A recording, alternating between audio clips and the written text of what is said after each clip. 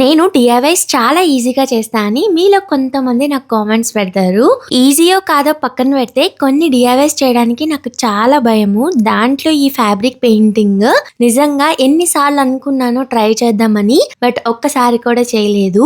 ఇప్పుడైతే ట్రై చేస్తున్నా. So యుక్తికాకి plain T shirts అనేవి మీషోలో ఆర్డర్ పెట్టాను. సో ఒకటి బ్లాక్ అండ్ వైట్, ఈ రోజు బ్లాక్ దాని మీద ఒక క్యూట్ పెయింటింగ్ అయితే చేస్తున్నాను.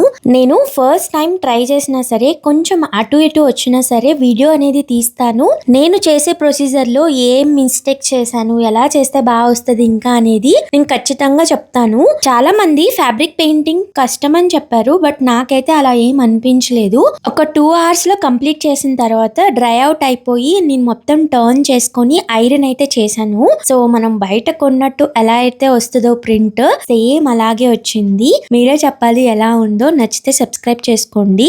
నెక్స్ట్ ఏం చేయమంటారో కామెంట్